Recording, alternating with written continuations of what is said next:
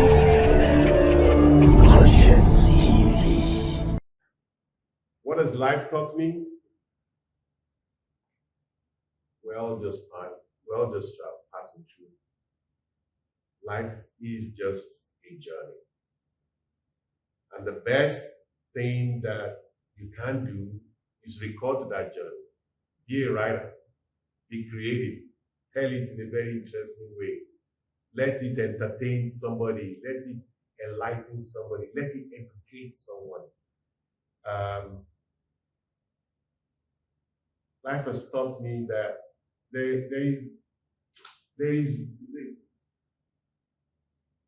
richest person, the wealthiest person in the world still needs a story to laugh. Still needs to watch something, listen to music. They still need art. Art is life. I went through school as a science student. In our days, if you are, I guess, intelligent, I guess smart, or I don't know what it is, but I was encouraged that you should be science. Even though I showed all the, I could draw, I could do this, I could do that. I showed everything that indicated that I was, but I guess I was both. And in those days, your parents just speak for you, go this way, just go, you're intelligent, or your principal just looks at your scores and says, yeah, science student, so I was science, university science, I was science, BSc, MSc, agronomy, science. And I did science all the way till I was 51 years old, and then poetry just started, and it has not stopped. it hasn't stopped. There's days I still wake up with poems. And what I do these days, I don't write anthologies anymore. I put poetry inside the play. I put poetry inside the story. I make us lovers talk poetic to each other. So life just taught me life is art and art is life. That's one single thing you can take away from this. My name is Cash Onadele, and my pen name is Aye-ko-ooto. A native of Ijebu, a product of universities of Ibadan and Nottingham in UK, and by training, by profession, actually I'm a systems architect, and my hobby is writing. I started out with 50 anthologies of poetry, and then a fictional work. After that, I went back to add 2 more anthologies to my poetry collection, and then I moved into fiction full-time. I realized that whilst the poetry could be inspirational, a lot of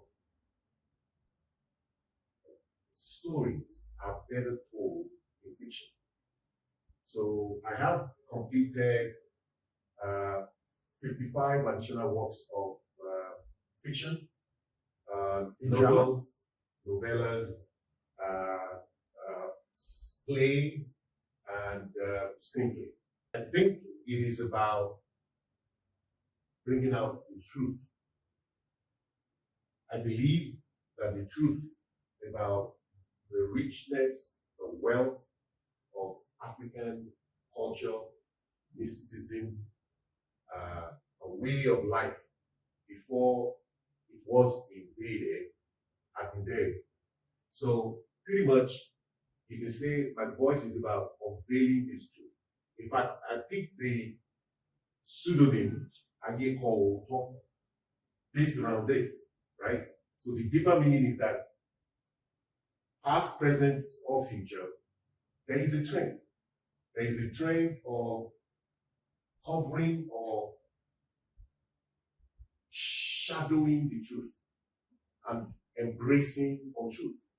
You can look at politics, you can look at any profession, you can look at exchanges in diaspora or local, you will find out that the voice of truth is many times, drawn down so that some of truth can be there. So I think it is important to now represent truth in many ways, whether parody, whether comedy, whether satire, right? Believing that while we entertain with it, the subtlety of the truth is unveiled. When I started, I lived in diaspora. So when I started, maybe the first few, I just wanted to expose our culture to anyone who would be interested. And I was more interested in just saying, look, there is a culture here. But since then, I have, if you like, I have kind of moved or transformed. Whilst I may tell a funny story, but every single one of them, I'm about to tell you of the truth, right? That nobody probably thought happened, right? And all the research, the background, and everything that goes into it, I try to dig down, find the truth. And then I put a story around it. I make it something you might laugh at. But I have a passion for bringing out that truth. I do not know that puts me in the judgmental seat, but I hope that I am seen and understood through the body of my work as someone who wants to tell the truth about culture, about our culture, particularly the African culture, and specifically the Yoruba culture. I grew up living with my grandfather in the first 6 years of my life. And whenever I look back at things that were ways of life that have now been eroded, I realize the depth of our culture and the losses of the truth as we embrace the foreign culture. There are different parts of this creative art. There are those who are journalists, right? It's easy or easier for them to pick on the daily issues that surround politics and respond to it, right? With the hope that that would make immediate changes or corrections. There are those of us who put that request for change in stories. Well, whilst the newspaper guy message will be put in the trash can after that day because somebody's going to buy news the next day, we're hoping that the body of work that is a story stays around for decades, right? I think it has a slower impact, right, on the politics of the day. It has a staying power on culture and how people live their lives over time. Then one has to also think, how many people are reading the newspapers every day?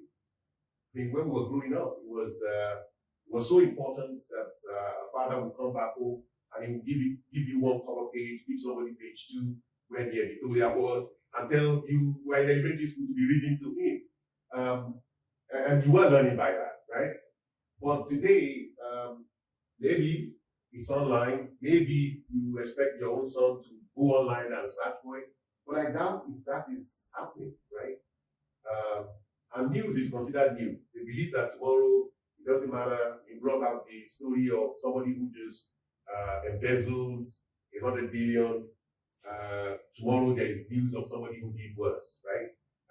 And if that has kind of moved on. How effective it is, I don't know. But I would stake money on stories, right? As they entertain, they also have the opportunity to change people on the long term. You can't say writing is partially hereditary for writing stories.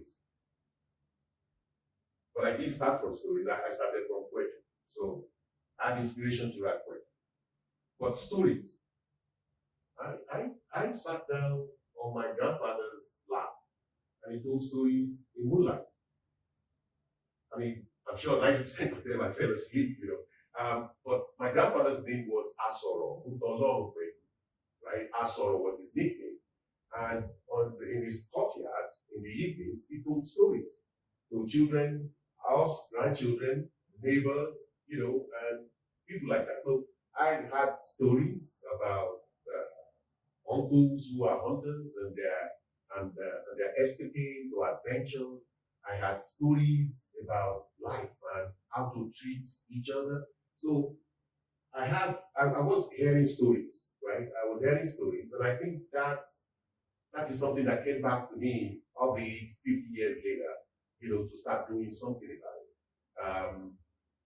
it. But I believe that influenced me a lot. Now, I did not live in a vacuum. I lived in a village with grandfather, and there was culture around us. There was the Ushku cult. There were chiefs and how they handled and the meetings they had, how they handled village affairs. There were the sort of local native cult, right?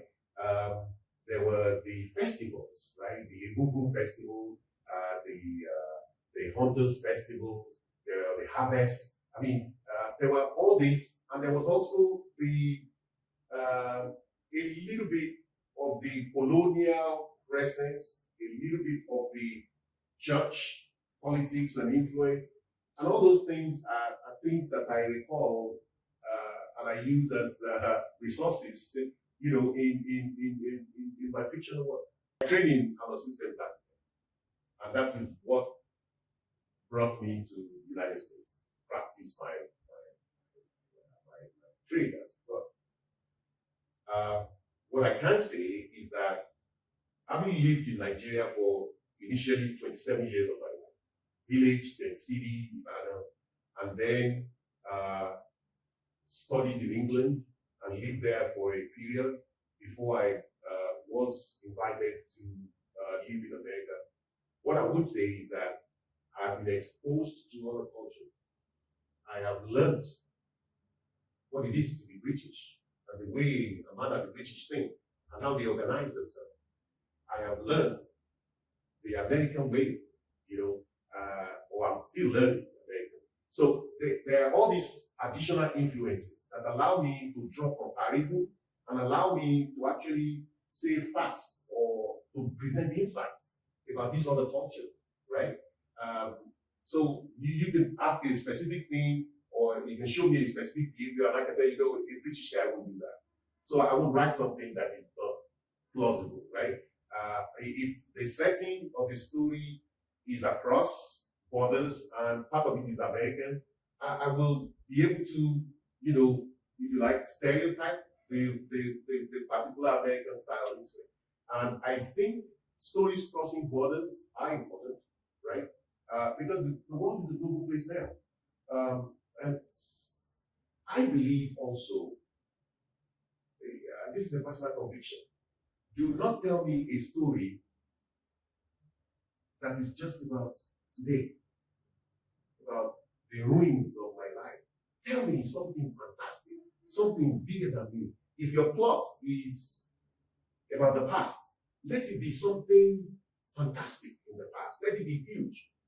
But if it's something that just says, oh, life in Lagos, I know some people write things like that. It would never interest me to read as a person, right? The Trials of Brother Jero, written by Wole Soyinka, it will interest you because of the outlandish way this guy actually manages to do things he's not supposed to do. But if somebody wants to tell me the ruins of Lagos, I will not take that as fiction. It might fictionalize, it might be interesting to people. I just probably won't pick it up in the bookstore. But I'll be interested if you tell me how some black king sent a British intruder out of his kingdom. It's a story about the past, but he's like, oh, aren't they supposed to be the ones with the Maxim gun? How did he do that? Now, that I'm interested in. that would be something that I would pick up. The Nobel Warrior. Nobel Warrior. Tell us about it. I started this shortly after Wole Soyinka's 85th birthday. All right. Because I started thinking the best way to celebrate a literary giant is to write something about that literary giant in the first person of what he does or represents. So he's drama. I mean, he has written so many works of drama that were put on stage. So I could take his personality, his person, his traits, and I could put it to do double duty, right? By telling the story of how a people chased out colonials who were invaders, and at the same time give the persona of Wole Soyinka a love relationship, right?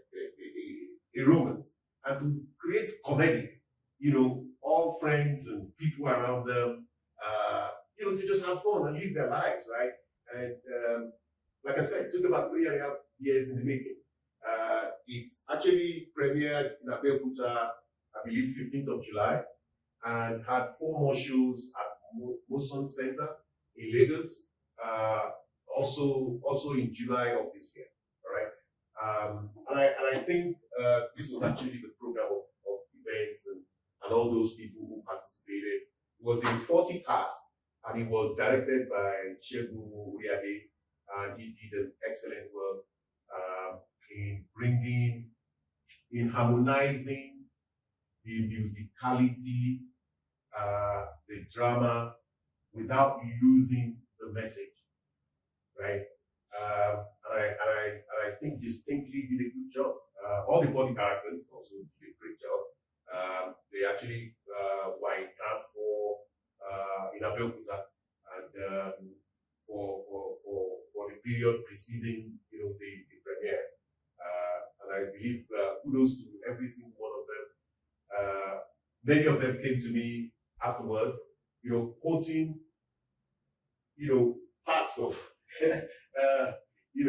parts of their lives, right? And sharing with me how this has influenced their lives, right? And even those who did background music, some of them came to me, and just sang like a line, a lyric and something, and I just, when I think about that, I think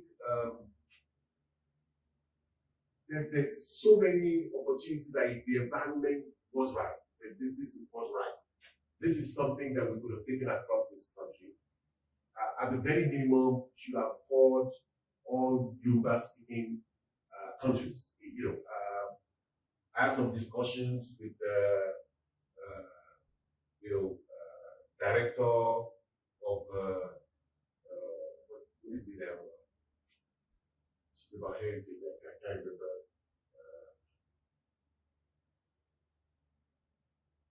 can't remember. But I had some discussions with the director of art, they're in charge of arts and festival, the first art.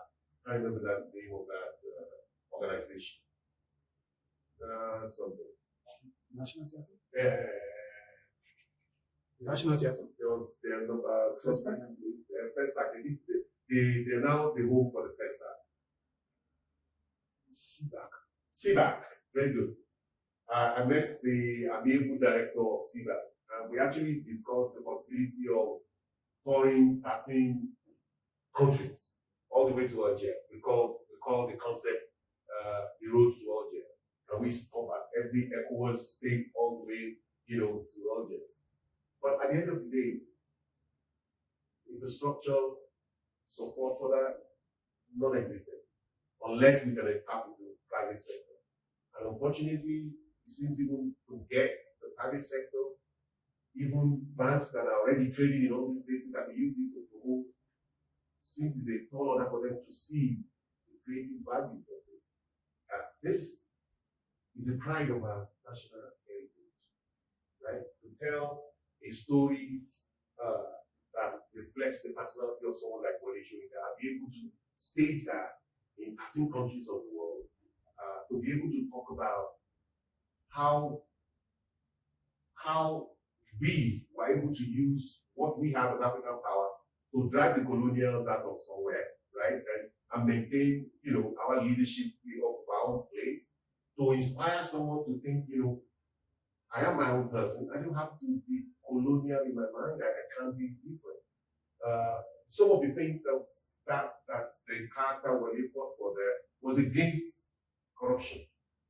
So which is a message which should resonate with our people. We need to fight corruption. We are in a system that is largely corrupt. So it would have been a great opportunity. I mean, it's not limited to only Nigeria, West Africa. Everybody needs to hear this message. But we'll be promoting a national anthem. We'll be promoting our culture. I mean, we'll be doing a lot of great things there. And of course, those 40 characters and their director, I think it's something that would be great for them to. They have done all this work. It's an opportunity to now showcase this thing all over this place. It has not been possible. The private sector needs to create. Maybe the boards themselves need to get educated and help them to create a vote annually, right? That should go and which they should invest in creatives. Every board, I think they should, and they should measure the performance of their chief executive by how well they deploy that. Like, did somebody come out to do something well because we aided them and our brand, got associated with them, right? Who did we find that needed resources that we brought to the point where their creativity gets espoused by many more, right? I think they should set such KPIs and targets to allow, creatives to come forward, to grant them, to scholarship them, to finance a partnership with them, collaborate with them in any way possible. Of course, promoting their brands as well. I think if that is something that is embraced by all boards of the top, maybe 1,000 companies in Nigeria, or I think it would go a long way. And I think somehow it seems only banks are doing something. I had banks that supported me. I had First Bank, I had FCMB, I had support from Alternative Bank. I had little bits here and there from some other finance like insurance. I had non-banks also that kind of supported. But it was a tough journey, right?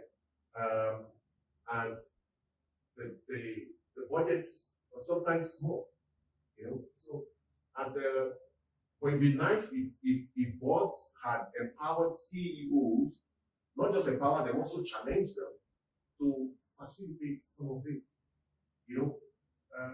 and measure their performance or their bonuses based on this as one of the things that they benchmark their performance with.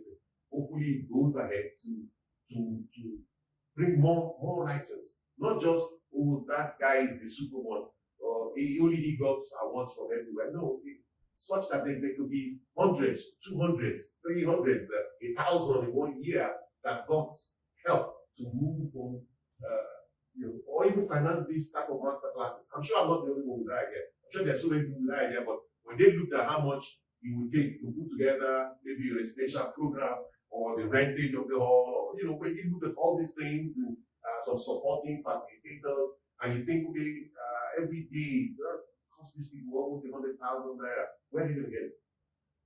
They can't. There must be something that is given to help culture. Look back in history. England, there were commissions by royalties. All the plays that saw light, they were commissioned by royalties. The Queen would pay, Shakespeare to come up with something that would make me laugh. Come up with a comedy. Come up with something. I want to see something next year. You just come up with it, but I want it to be something that is something. oh yeah, how to take over the phone and fail while you're doing it because you're reading, Macbeth, all these things. With the royal, a particular royal was didn't like Jews, so he wrote something, about pound of flesh, Shylock, he was paid, right? So when they talk about people who were successful, writers, they were people who the challenge of money was kind of reduced, and then they focus on that passion and make it closer.